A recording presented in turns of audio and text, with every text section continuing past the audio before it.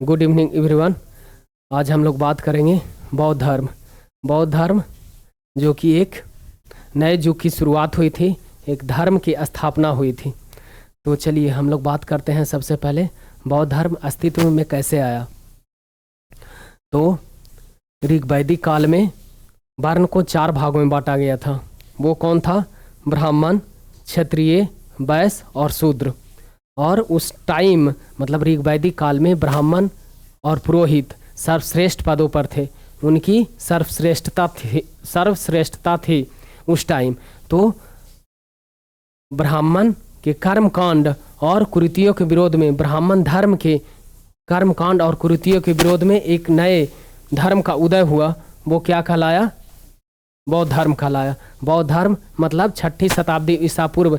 धीरे धीरे ऋग्वैदिक के बाद उत्तर वैदिक काल आया। उत्तर वैदिक के बाद लगभग 6ठी शताब्दी मतलब लगभग 583 ईसा पूर्व के बाद 6ठी शताब्दी ईसा पूर्व में ब्राह्मण धर्म के अंदर व्याप्त कुरीति एवं कर्म कांड के विरोध में एक धर्म का उदय हुआ। वो क्या कहलाया?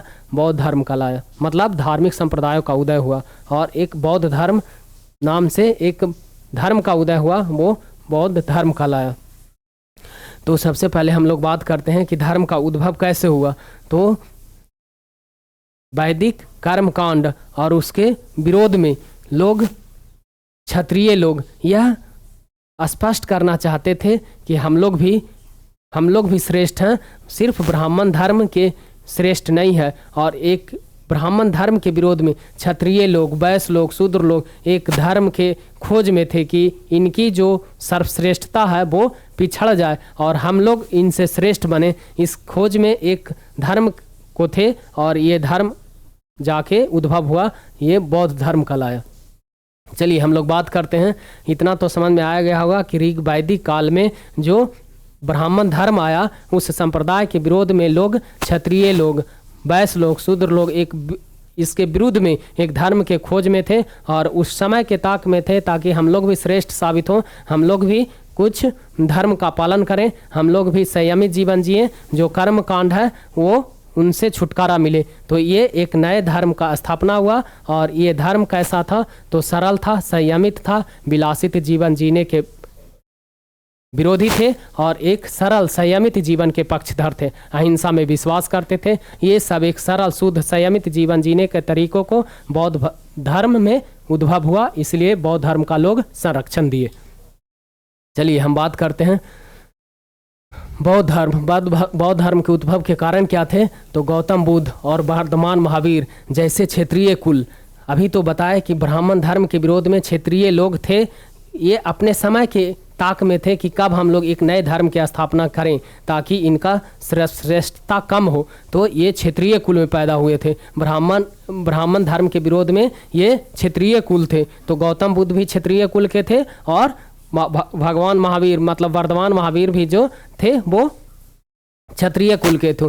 तो एक नए धर्म की खोज हुई और वो गौतम बुद्ध, और एक नया फिर धर्म आया गौतम बुद्ध के बाद, वो जैन धर्म कहलाया। ऐसे तो कहा जाता है कि 62 धार्मिक संप्रदायों का उदय हुआ था, लेकिन हम लोग का 2 मेन टॉपिक है, ये पढ़ना है, बौद्ध धर्म और जैन धर्म। चलिए पढ़ते हैं। गौतम बुद्ध और वर्धमान महावीर जैसे क्षत्रिय पैदा हुए और ब्राह्मणों की मान्यता को चुनौती दी और ये नए धर्म का उदय हुआ। ब्राह्मण प्रधान समाज में ये वैश्य जो थे तृतीय कोटि के थे। तो ये लोग भी चाहते थे कि हम लोग भी क्षत्रिय के सपोर्ट में एक नए धर्म का उद्भव हो और हम लोग का भी श्रेष्ठता साबित हो, हम लोग को भी सम्मानजनक जीने का अधिकार मिले। मतलब छोटे बड़े का भेदभाव खत्म हो, सरल संयमित जीवन जीने का अधिकार हो। तो बौद्ध धर्म की स्थापना को हुए उस समय इन लोग ने समर्थन किया। और वैश्य लोग व्यापारी थे, व्यापार वर्ग थे और उनके पास जमीन था। तो बौद्ध या चैत बिहार जो भी स्थापना, बौद्ध मठ की स्थापना के लिए वो लोग ने अपने जमीन भी दान दिए, पैसों से भी सहायता किए थे जिनकी जरूरत पड़ी। दोनों संप्रदाय में क्या था? तो सरल, शुद्ध और आध्यात्मिक जीवन जीने के पक्षधर थे। मतलब बौद्ध और जैन दोनों धर्म कैसा जीवन जीने का पक्षधर थे? सरल, संयमित और आध्यात्मिक जीवन जीने के पक्षधर थे। जीवन में विलासता नाम की चीज नहीं थी, मतलब जो सुख प्रदान करे वो चीज को उपयोग नहीं करना था, इनके ये लोग पक्षधर थे। चलिए गौतम बुद्ध का उद्भव या बौद्ध धर्म का उद्भव कैसे हुआ ये हम लोग जाने। अब आगे पढ़ते हैं गौतम बुद्ध का एक परिचय। गौतम बुद्ध कौन थे, कब इनका जन्म हुआ और कहाँ इनकी मृत्यु हुई, ये देखते हैं। तो गौतम बुद्ध का परिचय। गौतम बुद्ध का जन्म 563 ईसा पूर्व में हुआ था। कहाँ हुआ था? नेपाल, लुम्बिनी नेपाल में हुआ था। कहा जाता है कि इनका जन्म ना ही जन्म हुआ था बिहार में, ना ही मृत्यु हुई थी बिहार में, लेकिन बिहार के लोगों से ये ज़्यादा फेमस हुए। क्यों? क्योंकि इनका इनका जो आध्यात्मिक मार्ग था बिहार में ज़्यादा था, बिहार में ये ज़्यादा जीवन व्यतीत किए थे। इनका टाइम बिहार में ज़्यादा बीता था, इसीलिए बिहार के लोग इनको ज़्यादा फेमस मानते हैं। चलिए, जन्म कहाँ हुआ था? तो 563 ईसा पूर्व लुम्बिनी नेपाल में हुआ था। इनका बचपन का नाम क्या था? तो सिद्धार्थ था। पिता का नाम क्या था? तो पिता का नाम सुधोधन था। और ये शाक्य कुल कबीलों के मुखिया थे। शाक्य कुल के मुखिया के ये पिता मतलब शाक्य कुल के पिता, मतलब इनके पिता क्या नाम था? तो सुधोधन नाम था, और वो शाक्य गण के मुखिया थे। और इनका परिवार एक मतलब धनी संपन्न था। इनका परिवार में कोई कमी धन की नहीं थी और एक सुखी समृद्ध परिवार से थे। इनके पिता का नाम सुधोधन था और शाक कुल के मुखिया थे। मतलब कबीलों में एक शाक गण आता है और ये क्षत्रिय वंश के थे। शाक गण के मुखिया थे, जो कुछ कबीले लोगों ने इनके पिता को मनोनीत किया था, निर्वाचित किया था। और ये एक मुखिया थे, एक गणराज्य के मुखिया थे। इनके बेटा थे ये सिद्धार्थ। बचपन इनका समृद्धि पूर्वक बीता था। इनके परिवार जो था सुखी संपन्न था। इनको धन की कोई कमी नहीं थी, मतलब मुखिया के पुत्र थे। आगे इनके माता का नाम क्या था? तो महामाया देवी। इनके माता का नाम महामाया देवी। माता का नाम क्या था? महामाया देवी। जैसा कि हम लोग जानते हैं, गौतम बुद्ध के जन्म के 7 दिन बाद ही इनकी माता की मृत्यु हो गई। तो इनके पालन पोषण कौन किए? तो सौतेली माँ या मौसी। इनका नाम क्या था? तो प्रजापति गौतमी, जो बाद में गौतम बुद्ध की भिक्षुणी, प्रथम भिक्षुणी कौन बनी थी? तो प्रजापति गौतमी बनी थी। बुद्ध का लालन पालन कौन किए थे? तो सौतेली माँ, प्रजापति गौतमी। पत्नी का नाम क्या था? तो पत्नी का नाम यशोधरा था। वो भी शाक कुल के ही वंशज थे। और पुत्र का नाम क्या था? राहुल। मृत्यु कब हुई थी? तो 483 ईसा पूर्व में मृत्यु कहाँ हुआ था? तो कुशीनगर उत्तर प्रदेश में है, वहाँ मृत्यु हुई थी। चलिए, ये हम जान लिए गौतम बुद्ध का एक परिचय। कब जन्म लिए थे, कब मृत्यु हुई, कहाँ उनका बचपन बीता, और इनकी पत्नी का नाम क्या था, पुत्र का नाम क्या था, और किस कुल से थे। ये जीवन का प्रतीक है। गौतम बुद्ध के लोग भगवान मानते थे और इन्हीं के जीवन के घटनाक्रम पर आधारित कुछ प्रतीक चिन्ह हैं, उनको ध्यान रखना है। जब गौतम बुद्ध गर्भ में आए तो उनका प्रतीक चिन्ह था हाथी। ध्यान रखिएगा, गर्भ में आए तो उनका प्रतीक चिन्ह था हाथी। जब जन्म लिए तो इनका प्रतीक चिन्ह है कमल एवं साढ़। घोड़ा कैसा प्रतीक था? तो गिरह त्याग किए। जब 29 वर्ष की अवस्था में यह गिरह त्याग किए तो इनका प्रतीक क्या था? गिरह त्याग, घोड़ा था। बोधि वृक्ष, जब ज्ञान की प्राप्ति हुई बोध गया में तो इनका प्रतीक क्या था? द बोधि वृक्ष, जो पीपल का पेड़ था वहाँ ज्ञान की प्राप्ति हुई, ये इंडिकेटर हुए। उसके बाद प्रथम उपदेश के जीवन का प्रतीक क्या था? तो चक्र था। और पद चिन्ह, जब ज्ञान की प्रकाष्ठा को प्राप्त कर लिए, उच्च ज्ञान की प्राप्ति हो गई तो क्या कहलाए? निर्वाण कहलाए। जीवित रहते हुए उच्च पद को पाना यानी उच्च ज्ञान को पाना क्या कहलाया? उनका जीवन का प्रतीक क्या था? तो पद चिन्ह था, निर्वाण कहलाता है। और स्तूप, मृत्यु जब हो गई तो महापरिनिर्वाण, मोक्ष की प्राप्ति मृत्यु होने के बाद तो वो क्या कहलाता है? महापरिनिर्वाण कहलाता है। और उसका क्या था प्रतीक? वो स्तूप था। चलिए आगे बात करते हैं गौतम बुद्ध के थोड़ा सा जान लेते हैं। बुद्ध के घोड़ा का नाम क्या था? तो कंटक था। सारथी का नाम क्या था? चिन्ना था। और शिष्य का नाम आनंद और उपाली, ये 2 फेमस शिष्य थे। चलिए हम लोग पहले बात करते हैं कपिलवस्तु। जब गौतम बुद्ध राजा के पुत्र थे, ही जानते ही हैं, राजा के पुत्र थे, शाकगण के मुखिया के पुत्र थे। तो एक बार टहल रहे थे, टहलने के क्रम में कपिलवस्तु की सैर पर निकले थे तो वो 4 व्यक्ति को देखे। 4 व्यक्ति कौन कौन थे? एक बूढ़ा व्यक्ति थे, देखे, एक बूढ़ा व्यक्ति को देखे, एक बीमार व्यक्ति को देखे, एक मृत व्यक्ति को देखे, एक मृत व्यक्ति को देखे, एक मृत व्यक्ति को देखे और एक सन्यासी को देखे। ये 4 दृश्य देखने के बाद गौतम बुद्ध का मन यानी हृदय अध्यात्म की ओर जाने लगा और वो अध्यात्म की तलाश में थे। और कब मौका मिले कि अध्यात्म की ओर निकल पड़े, तो 29 वर्ष की अवस्था में वो गिरह त्याग किए। पत्नी और बेटे को छोड़कर 29 वर्ष की अवस्था में वह गिरह त्याग किए। और सबसे पहले कहाँ गए, तो सबसे पहले वो वैशाली गए। गिरह त्याग के पश्चात वो वैशाली गए और एक गुरु से मिले। वो इनका नाम क्या था, अलार कलाम, जो गुरु गौतम बुद्ध के प्रथम गुरु थे। वो अलार कलाम से मिले और शिक्षा प्राप्त की। और उनसे क्या शिक्षा प्राप्त किए, तो सांख्य दर्शन की शिक्षा प्राप्त किए, शून्य का ज्ञान प्राप्त किए। मतलब अलार कलाम से पूछता है एग्जाम में कि गौतम बुद्ध जो थे, गौतम बुद्ध के प्रथम गुरु कौन थे, तो अलार कलाम थे। और कहाँ शिक्षा प्राप्त किए थे, तो वैशाली में प्राप्त किए थे।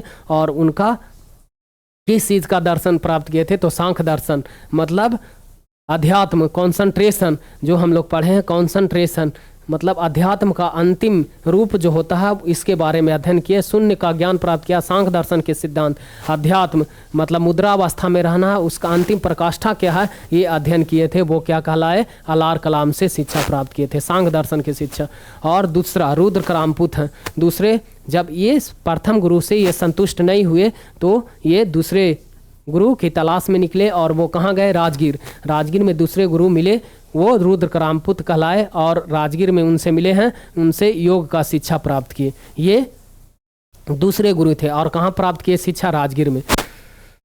अब चलते हैं, ये शिक्षा प्राप्त करने के बाद ये गौतम बुद्ध उरुवेला में गए। उरुवेला में 5 साधक मिले। मतलब तपस्या के दौरान जब इन्हें 5 साधक मिले, और साथ में साधक मतलब साधु, 5 साधु मिले। जब तपस्या करने के लिए निकले शिक्षा प्राप्त करके, तो 5 साधक मिले। कौंडिन्य थे, उनका नाम क्या था, कौंडिन्य, बप्पा, भदिया, महानामा और असाजी। ये 5 थे जो इनको मिले। और ये मतलब कलिंग बोला जाता है, ये कलिंग कहलाए। और वेला में 5 साधु मिले तपस्या के दौरान। लेकिन बाद में जब ज्ञान की प्राप्ति हुई, जब ये परम ज्ञान को प्राप्त हुए, तो यही 5 जो साधक थे, इनके प्रथम शिष्य बने और यही संघ की स्थापना किए थे। चलिए आगे बात करते हैं। बैसाख, 35 वर्ष की अवस्था में बैसाख पूर्णिमा के दिन था। और वो बोध गया में बैसाख पूर्णिमा के दिन निरंजना नदी, फाल्गु नदी के तट पर पीपल वृक्ष, बोधि वृक्ष के नीचे इनके ज्ञान की प्राप्ति हुई, बोध गया बिहार में। तो भगवान बुद्ध के ज्ञान प्राप्ति के बाद इन्होंने उपदेश देना स्टार्ट किया। तो सबसे पहले प्रथम उपदेश कहाँ दिए थे, तो प्रथम उपदेश सारनाथ, जो वाराणसी के निकट है, सारनाथ में दिए थे। वो प्रथम उपदेश दिए थे। और सार्वधिक उपदेश कहाँ दिए, तो श्रीवास्ती, जो कौशल देश की राजधानी थी, सार्वधिक उपदेश श्रीवास्ती में दिए थे, सार्वधिक उपदेश। और उपदेश का भाषा क्या था, तो पाली था। अन्य राज्यों में उपदेश दिए थे, वहाँ क्या था, तो कौशल था, कौशाम्बी था, वैशाली था। इन जगहों पर भगवान बुद्ध घूम घूम कर उपदेश दिए थे। तो ध्यान रखिएगा, प्रथम उपदेश कहाँ दिए थे, तो प्रथम उपदेश सारनाथ में दिए थे। और सबसे ज़्यादा उपदेश कहाँ दिए थे, तो श्रीवास्ती में सबसे ज़्यादा उपदेश दिए थे। बौद्ध धर्म का दर्शन, मतलब गौतम बुद्ध हुए, भगवान हुए, दर्शन का रूप हुए। तो गौतम बुद्ध का दर्शन का नियम क्या थे, गौतम बुद्ध कितने दर्शन के सिद्धांत दिए थे, तो 4 है। ये मानते थे जीवन में दुख आएगा, दुख का कारण होगा, दुख का निदान भी होगा, और दुख के निदान का मार्ग भी क्या होगा, वो इनके 4 सिद्धांत थे। सबसे पहला क्या है, तो दुख है। दूसरा, दुख के कारण क्या है। और तीसरा, दुख का निदान क्या है। और चौथा, दुख के निदान के उपाय क्या है। मध्यम मार्ग अपनाए थे, वो दुख के निदान का उपाय था। चलिए, दुख के निदान के लिए हम लोग आगे बढ़ते हैं। ये अष्टांगिक मार्ग का सिद्धांत दिए थे। वो अष्टांगिक मार्ग बौद्ध दर्शन का सिद्धांत का फेमस हुआ। और वो ध्यान, जो अष्टांगिक मार्ग है, उससे पथ पर लोग चलकर, अष्टांगिक मार्ग के पथ पर लोग चलकर ज्ञान की प्राप्ति करते हैं और सरल जीवन, संयमित जीवन जीने के लिए तत्पर रहते हैं। चलिए, वो अष्टांगिक मार्ग क्या है देखते हैं। सबसे पहले हम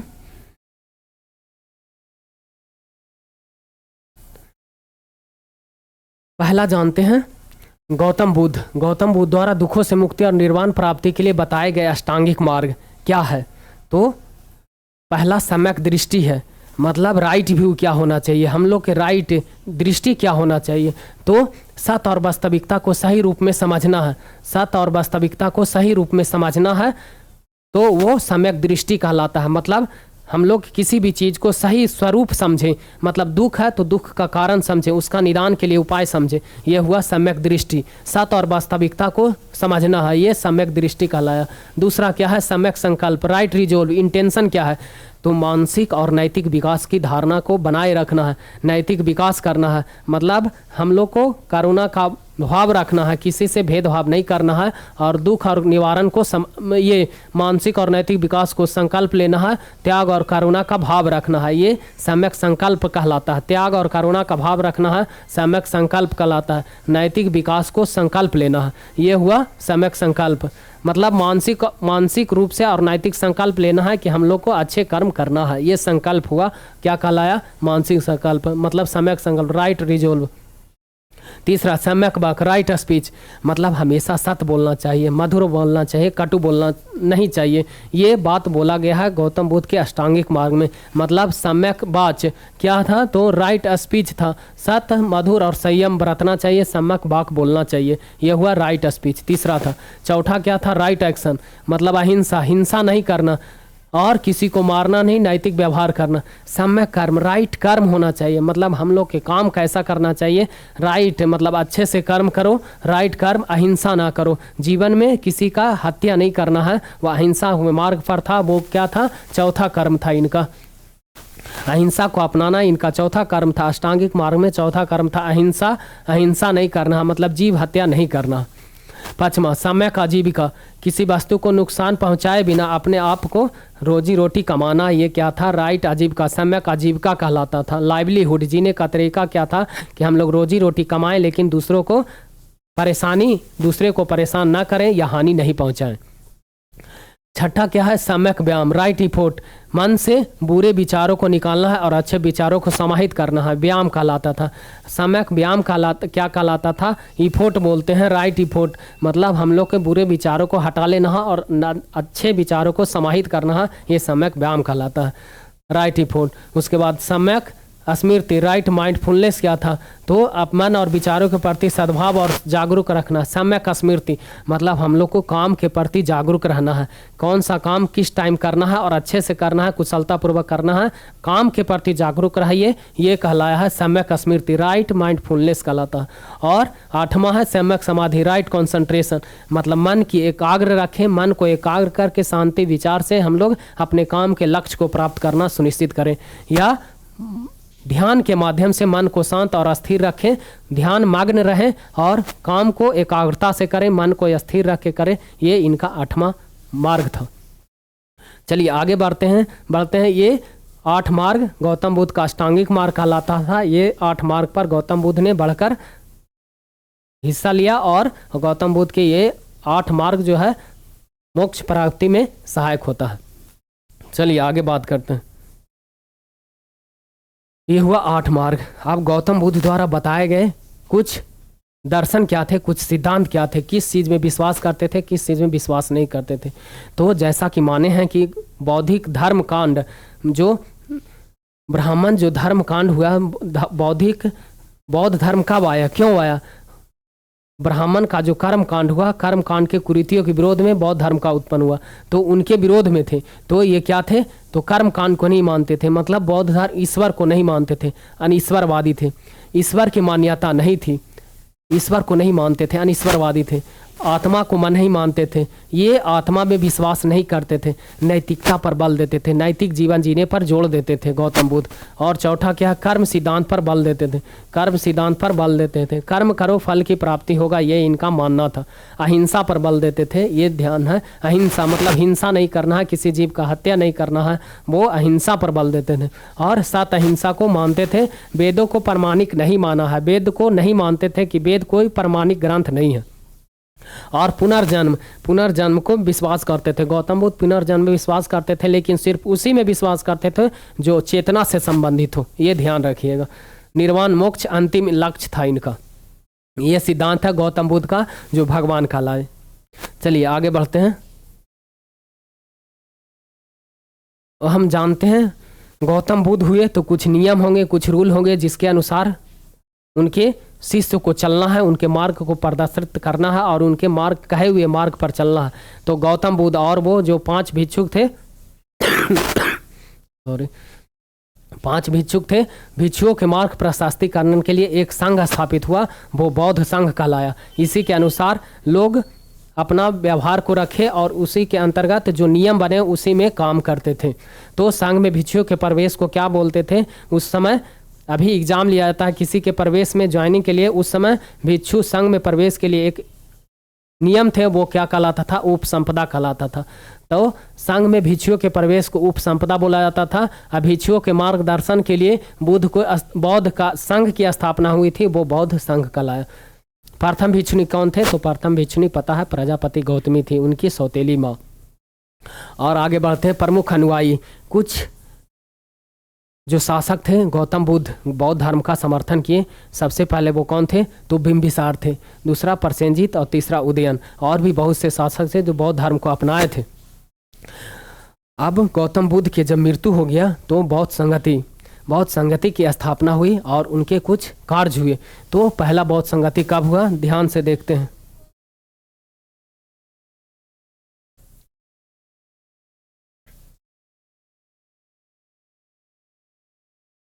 पहला बौद्ध संगति राजगीर में हुई थी। कब हुई थी? राजगीर में। और ये संगोष्ठी था, मतलब कुछ लोग मिलते थे, उनके व्यवहार का अध्ययन करते थे, उनके मार्गों को प्रशस्त करते थे और उसके कुछ संकलन करते थे कि ऐसे हम लोग आगे बढ़ेंगे, बौद्ध धर्म को स्थापना के उद्भव को आगे बढ़ाएंगे। तो पहला राजगीर में हुआ था। संगोष्ठी कहाँ हुई थी? तो पहला राजगीर में हुआ था। शासक कौन थे? अजातशत्रु थे, एग्जाम में आता है। और अध्यक्ष कौन थे? किनकी अध्यक्षता में हुई थी? तो महाकश्यप थे। और सूत पीटक जो आनंद द्वारा लिखा गया है, संकलन किया गया है आनंद द्वारा, सूत पीटक की रचना हुई थी। और विनय पीटक उपाली द्वारा, ये इनके कार्य थे। गौतम बुद्ध के जो संकलन करवाए थे गौतम बुद्ध का 2 बुक है, सूत पीटक और विनय पीटक। कब हुआ था? तो संकलन कब हुआ था? तो प्रथम संगोष्ठी में हुआ था। और किस समय हुआ था? तो 483 ईसा पूर्व में हुआ था। शासक कौन थे? अजातशत्रु थे। अध्यक्षता किनकी थी? महाकश्यप के। और काम क्या हुआ था? तो सूत पीटक और विनय पीटक की स्थापना हुई थी, संकलन हुआ था। दूसरा कहाँ हुआ था? तो वैशाली। दूसरा वैशाली में हुआ था। और शासक कौन थे? तो कालाशोक थे। कालाशोक क्या थे? शासक थे। और अध्यक्ष कौन थे? सवामीर, सवाकामी जिसको बोलते हैं, सवामीर या सवाकामी। और महासांगिक और स्थावीर में विभाजन हो गया। गौतम बुद्ध का जो धर्म था वो 2 संघ में विभाजित हुआ, महासांघिक और अस्थावीर। तीसरा कहाँ हुआ? तो पाटलिपुत्र में हुआ। पाटलिपुत्र पटना में है। और इसके शासक कौन थे? अशोक। मोगली पित्तिस क्या थे? अध्यक्ष थे। और कार्य यहाँ क्या हुआ था? तीसरा में तो अभिधम पीटक, जो मोगली पित्तिस का संकलन था, मोगली पुत्तिस का वो कार्य क्या थे? तो अभिधम पीटक का संकलन हुआ था तीसरे बौद्ध संगति में। चौथा कुंडलवन कश्मीर में हुआ था। और इसके शासक कौन थे? कनिष्क थे। अध्यक्ष कौन थे? तो वसुमित्र। उपाध्यक्ष क्या थे? अश्वघोष थे। और हीनयान और महायान संप्रदाय में विभाजन हो गया था। गौतम बुद्ध का जो संप्रदाय था 2 भाग में पुनः बटा, एक हीनयान और एक महायान। हीनयान मतलब मूर्ति पूजा में विश्वास नहीं करते थे और ये मूर्ति पूजा में विश्वास करते थे। महायान बुद्ध के दर्शन और ये सिद्धांत पर विश्वास करते थे। और ये महायान जो थे बुद्ध का कुछ अपने बनाए हुए मार्गों पर, बुद्ध का जो दिया हुआ था ही और उसमें कुछ संशोधन करते हुए अपने बनाए हुए मार्गों पर चले, वो महायान कहलाए। इनका भाषा, हीनयान की भाषा क्या थी? तो हीनयान की भाषा पाली थी और इनका भाषा, महायान की भाषा संस्कृत है। हीनयान में भगवान मतलब गौतम बुद्ध को भगवान नहीं माना जाता है, एक गुरु माना जाता है, एक गुरु या टीचर माना जाता है। और महायान में भगवान माने जाते हैं। ये था कुछ बौद्ध संगति और इनके दर्शन क्या थे। चलिए फिर से एक बार देखते हैं याद करने का तरीका क्या है बौद्ध संगति। तो पहला याद रखिएगा, मृत्यु के 33 दिन बाद हुआ था, मतलब 483 ईसा पूर्व के कुछ ही दिन बाद हुआ था प्रथम संगोष्ठी। वो कहाँ हुआ था? राजगीर में हुआ था। दूसरा वैशाली, तीसरा पाटलिपुत्र, चौथा कुंडलवन। याद कैसे रखेंगे? तो राजवैध पाक याद रखेंगे, राजवैध पाक। रा से रात से राजगीर, वैद से वैशाली, पा से पाटलिपुत्र, का से कुंडलवन। ये याद रखने का तरीका है। और शासक को कैसे याद रखेंगे तो अका अक, अका अक, आ से अजातशत्रु, का से कालाशोक, आ से अशोक, अका से कनिष्क।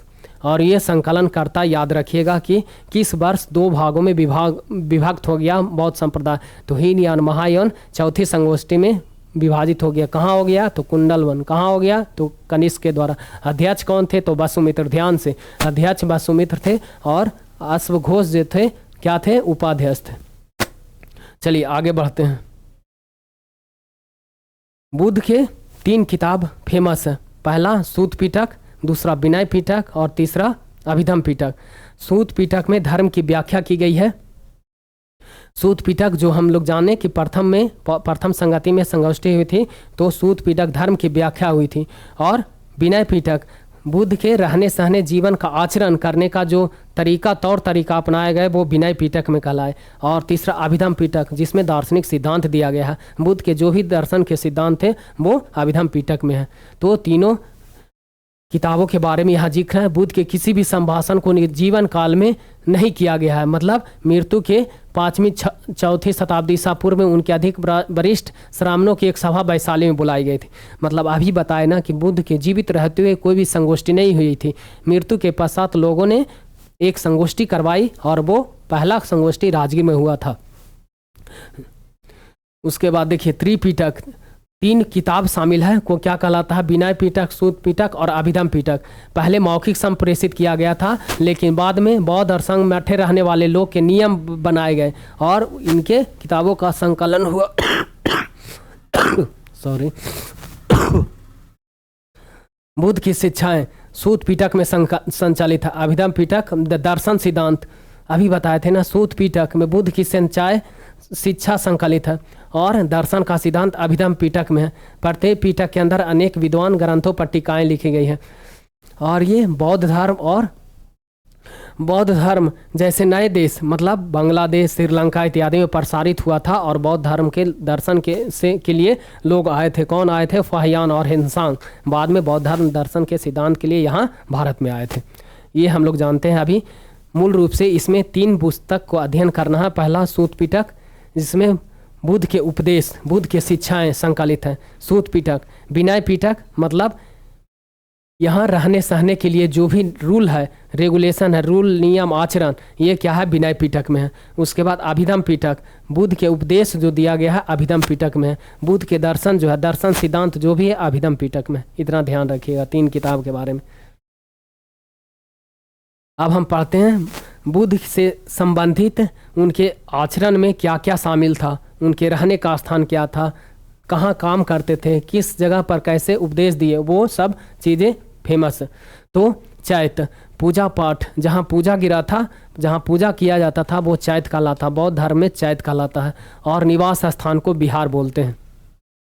और धर्म को बौद्ध धर्म में धम्म बोला जाता है। बौद्ध धर्म में धर्म को क्या बोला जाता है? तो धम्म बोला जाता है। और स्तूप बुद्ध और उनके शिष्यों से संबंधित जो भी अवशेष जहाँ मिले हैं उनसे एक महल बना दिया गया, वो स्तूप कहलाया। तो सबसे बड़ा स्तूप कहाँ है जानते ही होंगे, केसरिया बिहार में है, पूर्वी चंपारण में है, मोतिहारी में पड़ता है। कहाँ है? तो सबसे बड़ा स्तूप केसरिया बिहार में है। धमेक स्तूप कहाँ है? तो सारनाथ उत्तर प्रदेश में है। सांची स्तूप भी मध्य प्रदेश में है और भरूच स्तूप मध्य प्रदेश में है। ये ध्यान रखिएगा। धमेक स्तूप कहाँ है? एग्जाम में पूछता है धमेक स्तूप कहाँ है, तो धमेक स्तूप सारनाथ उत्तर प्रदेश में है। रामभर स्तूप ध्यान रखिएगा कुशीनगर, जहाँ उत्तर प्रदेश में हुए, जहाँ राम के प्यारे हो गए भगवान बुद्ध, तो वो क्या कहलाए? रामभर स्तूप कुशीनगर में। बोरबुद्दर का मंदिर कहाँ, बोरबुद्दर का स्तूप कहाँ? तो इंडोनेशिया में है, शैलेंद्र वंशीय शासक बनवाए थे। और एक बाबीकोंडा स्तूप कहाँ है? तो आंध्र प्रदेश में है, ध्यान रखिएगा। और पिपराहवा स्तूप कहाँ है? तो उत्तर प्रदेश में है। धर्मराज का स्तूप कहाँ है? तो तक्षशिला पाकिस्तान में है। गौतम बुद्ध के मार्ग पर कुछ शासक ने समर्थन किया और कुछ ने बौद्ध विश्वविद्यालय भी बनवाए। तो बौद्ध विश्वविद्यालय और निर्माणकर्ता कौन है जान लेते हैं। तो नालंदा में नालंदा विश्वविद्यालय की स्थापना किए वो क्या थे, तो कौन थे, तो कुमार गुप्त थे। गुप्त वंश के शासक थे, कुमार गुप्त प्रथम थे। विक्रमशिला विश्वविद्यालय की स्थापना कौन किए, तो धर्मपाल किए थे। वेदांतपुरी विश्वविद्यालय की स्थापना कौन किए थे, तो गोपाल किए थे। कहाँ है, तो बिहार शरीफ वर्तमान जिला नालंदा में। आगे बढ़ते हैं। देखिए गौतम बुद्ध का जो भी दो धर्म था, महायान और हीनयान, उसके बाद एक तीसरा धर्म आ गया, वो तांत्रिक कर्मकांडों से प्रेरित था। वो क्या कहलाया, वज्रयान शाखा। पूछता है एग्जाम में कि तीसरा धर्म क्या आया, तो वज्रयान शाखा है, तांत्रिक विचारधाराओं पर आधारित था। और एक और पढ़ना है, एक पुस्तक है मिलिंद प्लो, पाली भाषा में है, उसमें मिलिंद मिनांडर थे और नागसेन संवाद का जिक्र किया गया है। एक किताब है वो मिलिंद प्लो है। पूछता है कौन भाषा में था, तो पाली भाषा में। और अश्वघोष द्वारा रचित एक बुद्ध चरित्र पुस्तक है, वो क्या है, बुद्ध चरित्र एक पुस्तक है, अश्वघोष द्वारा लिखित है। कौन भाषा में है, तो संस्कृत भाषा में है। बुद्ध के पिछले जन्म की कहानी है, ध्यान रखिएगा। और माना गया है कि उपासना करने वाले प्रथम मूर्ति कौन है, तो बुद्ध भगवान की मूर्ति मिली है। उसके बाद दार्शनिक शब्दावली थोड़ा सा फिर से देख लेते हैं। गृह त्याग, घर को त्याग कहलाए, वो कहलाया बौद्ध धर्म में क्या, महाअभिनिष्क्रमण। गृह त्याग महाअभिनिष्क्रमण कहलाया। ज्ञान प्राप्ति, तो ज्ञान को निर्वाण को जो उच्च कोटि का निर्वाण, उच्च कोटि का ज्ञान प्राप्त हुआ, वो क्या कहलाया, निर्वाण कहलाया। और ज्ञान प्राप्ति निर्वाण कहलाया। ज्ञान प्राप्ति को क्या बोलते हैं, निर्वाण कहलाया। और जीवित रहते हुए ज्ञान प्राप्ति को निर्वाण कहलाया। पहला उपदेश जो कहलाए, पहला उपदेश जो दिए वो दार्शनिक शब्दावली में क्या कहा गया है, तो धर्म चक्र परिवर्तन बोला गया है। और बुद्ध जब मृत्यु हुई वो महापरिनिर्वाण कहलाता है। ये ध्यान रखिएगा, दार्शनिक शब्दावली है गौतम बुद्ध का। आगे हीनयान और महायान में थोड़ा सा अंतर जान लेते हैं, और क्योंकि इम्पोर्टेंट है। हीनयान मतलब हीनयान क्या था, तो इन्हें बुद्ध के मूल शिक्षा को बिना किसी परिवर्तित के स्वीकार किया। मतलब गौतम बुद्ध ने जो उपदेश दिए थे वही बिना किसी परिवर्तित किए हुए, बिना कुछ इसमें जोड़े हुए वो स्वीकार किया, वो हीनयान कहलाता है। और महायान क्या था, तो कठोर नियम को परिवर्तित किया और गुणों में हस्तांतरित किया, वो महायान कहलाए।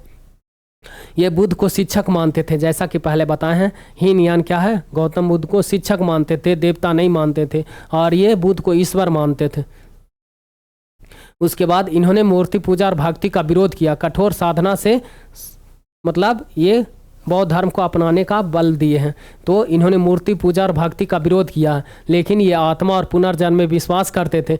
ये महायान जो था ईश्वर को मानते थे और आत्मा और पुनर्जन्म में विश्वास करते थे। इन्होंने जो कठोर तपस्या के लिए व्यवस्था था बौद्ध धर्म में, ये इन्होंने नहीं माना है। इनके ग्रंथ क्या थे, तो संस्कृत भाषा में थे। और इनके ग्रंथ किस भाषा में थे, तो पाली भाषा में थे। सीधा एक लाइन में समझना है, गौतम बुद्ध जो भी दिए बिना किसी संशोधन के वो उतारे हैं, वो हीनयान है। और महायान ईश्वर को मानते हैं और ये ईश्वर को नहीं मानते हैं। ये शिक्षक, गौतम बुद्ध को शिक्षक मानते हैं, ईश्वर मानते हैं। ये मूर्ति पूजा भक्ति का विरोध किया, क्यों, क्योंकि ईश्वर को नहीं मानते थे। और इन्होंने आत्मा और पुनर्जन्म विश्वास किया कि मतलब आत्मा होती है, पुनर्जन्म होता है। ये ईश्वर में विश्वास रखते थे। चलिए आगे बढ़ते हैं। इसका ग्रंथ पाली भाषा में है, इनके ग्रंथ संस्कृत भाषा में। बौद्ध धर्म के पतन यानी डिक्लाइन ऑफ बुद्धिज्म, कैसे डिक्लाइन हो गया, तो सबसे पहला तो हम जानते हैं बहुत से शासक आए, बहुत से शासक गए, लेकिन कुछ लोगों ने ही इनका बौद्ध धर्म का समर्थन किए और कुछ लोग प्रचार प्रसार के अभाव में भी डिक्लाइन हो गया। तो चलिए हम लोग जानते हैं गौतम बुद्ध के धर्म का जो पतन हो गया कैसे हुआ।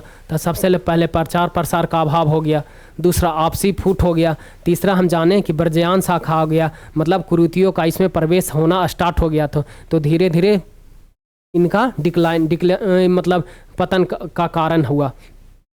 और संघ के अंदर व्याप्त कुरीतियाँ भी समाहित हो गई। शासकों का आश्रय नहीं प्रदान हुआ, मतलब बिंबिसार, हर्यक, उदयन ये सब आए और कुछ शासक बाद वाले शासक इसका समर्थन नहीं किए, तो पतन की ओर चली गई। और बौद्ध धर्म का परिवर्तित रूप बन गया, ब्राह्मण धर्म का परिवर्तित रूप बहुत हो गए, जैसे बाद में माना गया जैन धर्म आ गया, 62 धार्मिक संप्रदायों का उदय हुआ। इसके कारण भी बौद्ध धर्म धीरे धीरे डिक्लाइन हुआ। और बौद्ध धर्म में कर्मकांडों का समाहित होना, ये भी क्या कहलाया, बौद्ध धर्म का डिक्लाइन कहलाया। फिर बाद में तुर्कियों का मतलब आक्रमण आया, फिर बाद में सत्ता चेंज हुई और कुछ शासकों द्वारा प्रश्रय न देना, ये सब क्या कहलाया, डिक्लाइन के कारण थे। चलिए इतना हम बौद्ध धर्म के बारे में डिटेल पढ़े हैं। अच्छे तरीके से एग्ज़ाम, विश्वास है कि एग्ज़ाम में क्वेश्चन बनेंगे। फिर भी बौद्ध धर्म का अभी भी बहुत लोग मानते हैं और बौद्ध धर्म अभी भी माना जाता है कि है। चलिए, जो भी है, ये बौद्ध धर्म इतना डिटेल में पढ़ें, बौद्ध धर्म से एग्ज़ाम में क्वेश्चन बनेंगे। अब हम लोग आगे पढ़ेंगे जैन धर्म। चलिए, आज के लिए इतना ही। Thank you.